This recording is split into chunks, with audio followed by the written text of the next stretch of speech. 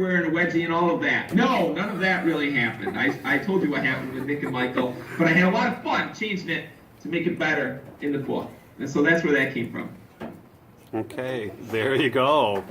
All right, Emily, you've got the next question. How did your teaching experience with the students show up in your books?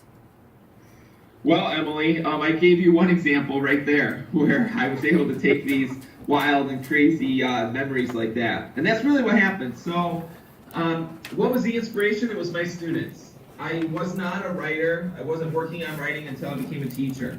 And I was inspired by my students, these awesome kids, these wild and crazy days and mishaps and exciting projects and all of that.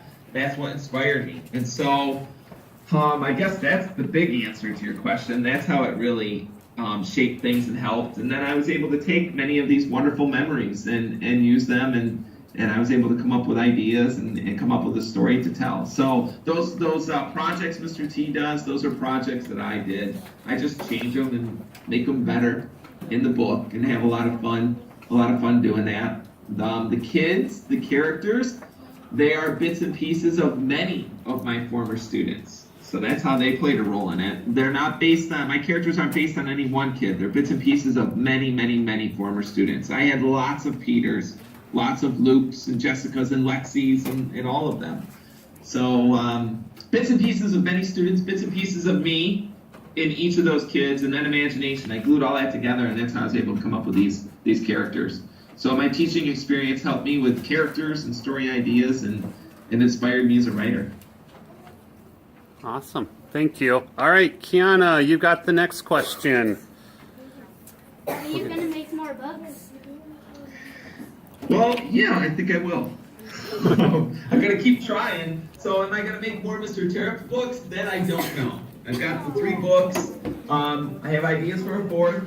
I'm getting that question all the time. Please, Mr. Buyea, write a 4th.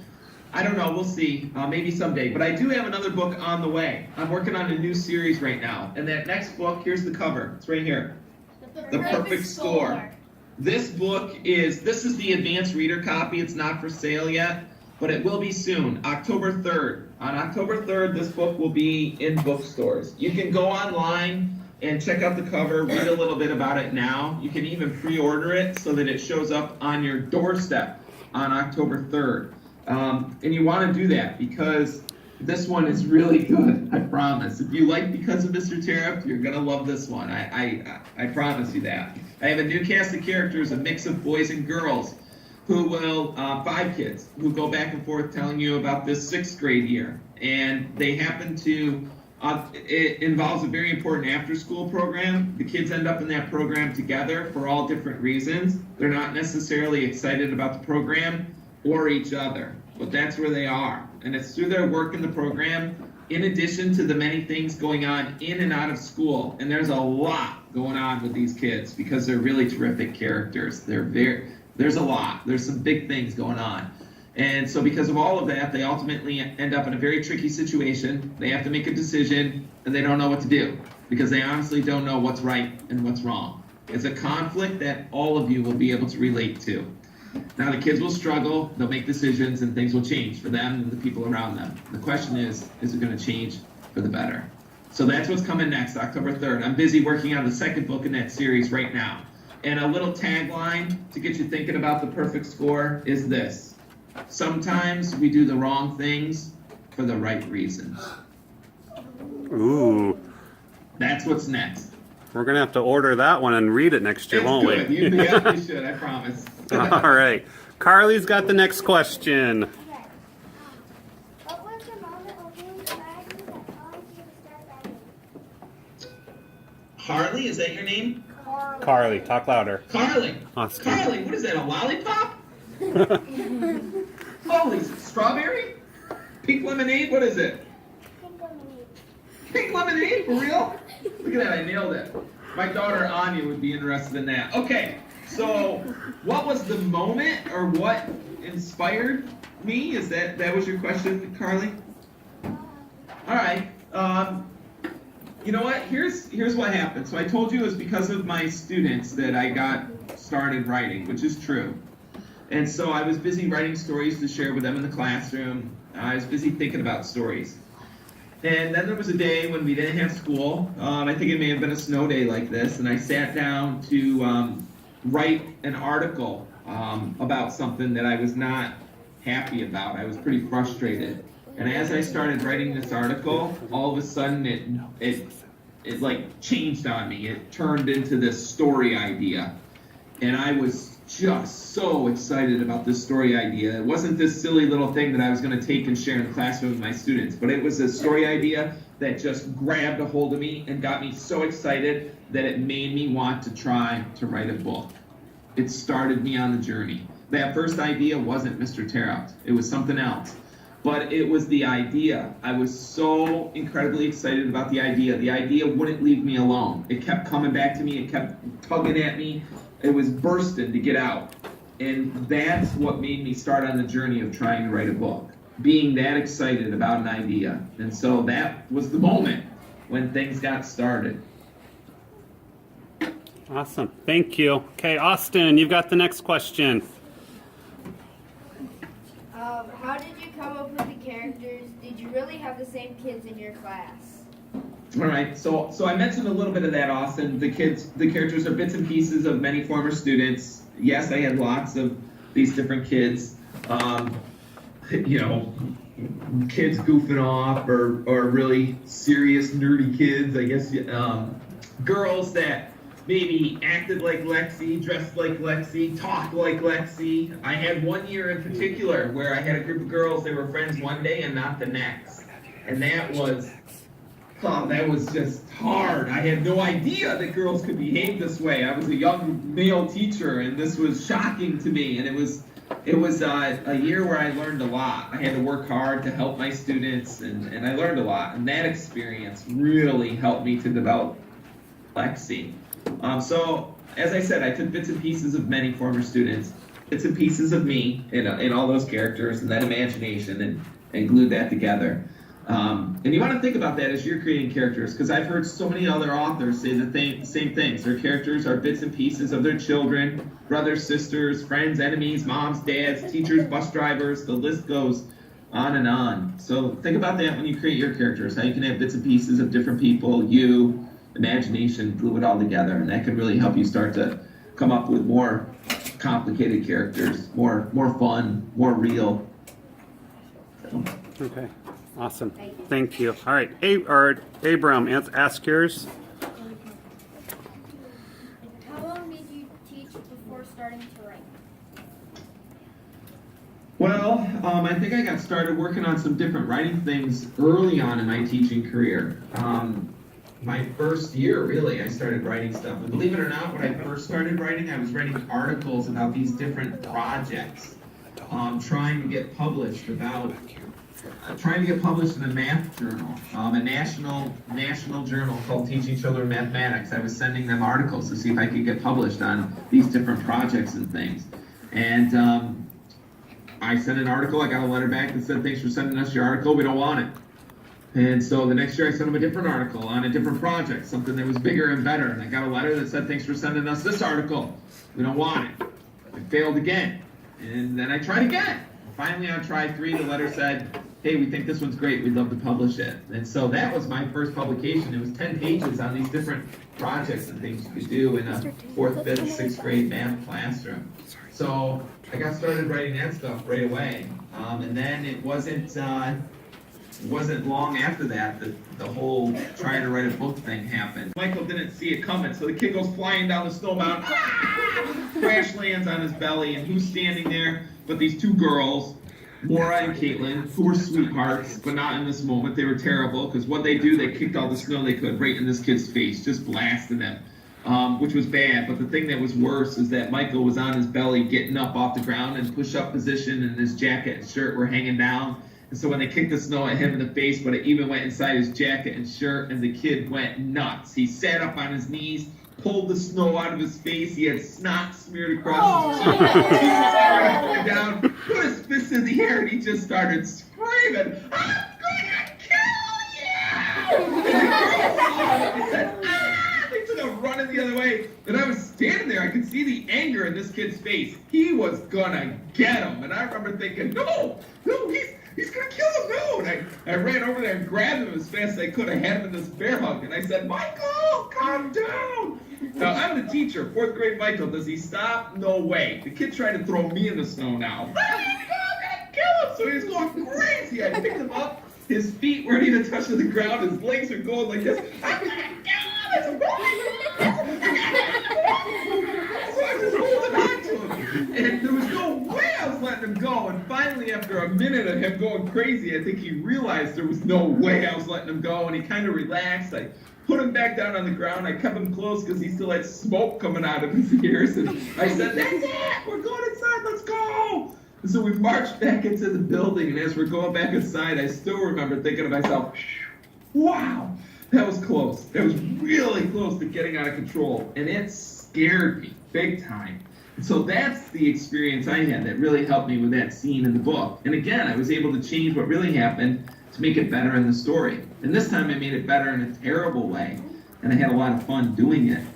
So as far as the snowball, the accident, the coma, all of that is imagination. None of that ever, there was no snowball, no accident, none of that.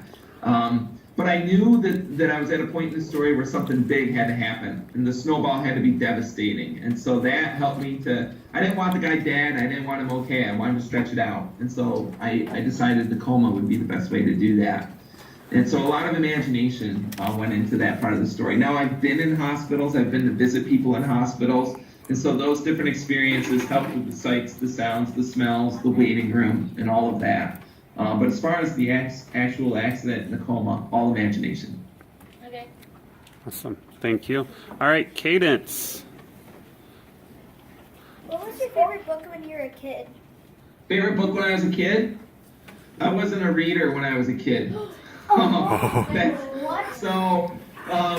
Listen, all right? First off, let me just say this. Nobody but a reader becomes a writer. You have got to read. Every author would give you that piece of advice, I promise. You have got to read. I'm a huge reader now. It's a part of what I'm doing. But as a kid, no. I was not a kid who wanted to grow up and be an author. That wasn't me. You want to know what I wanted? I wanted to grow up and be a New York State wrestling champion. And I'll take time to tell you that because you're in Iowa. And Iowa is the hotbed of wrestling. So I hope you're all Hawkeye fans.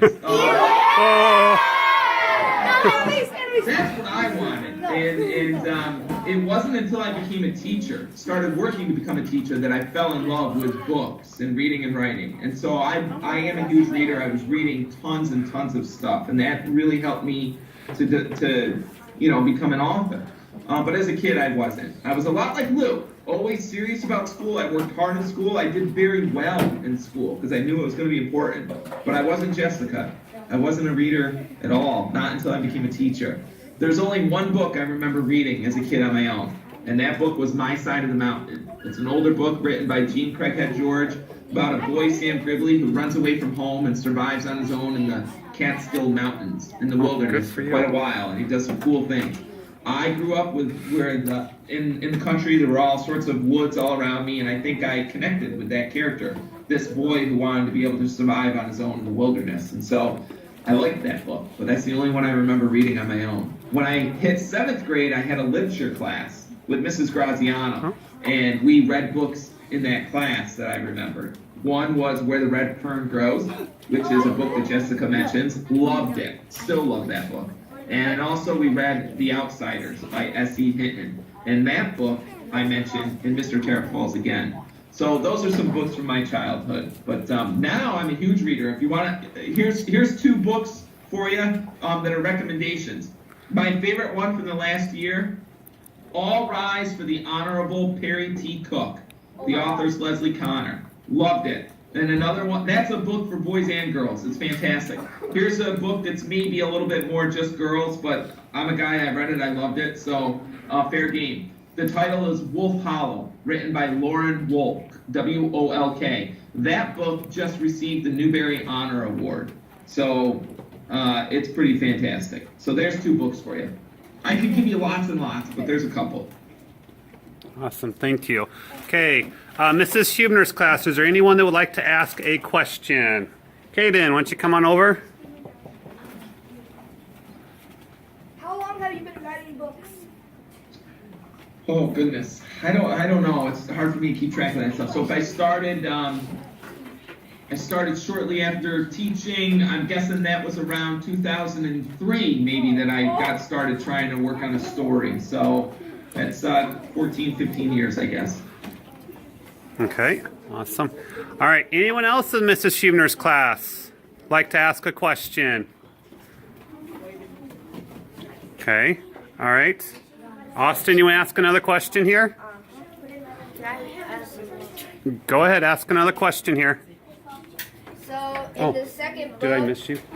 You want to ask a question? do you have to take off teaching for you to get married for like Mr. Terupts and Mrs. Terupts?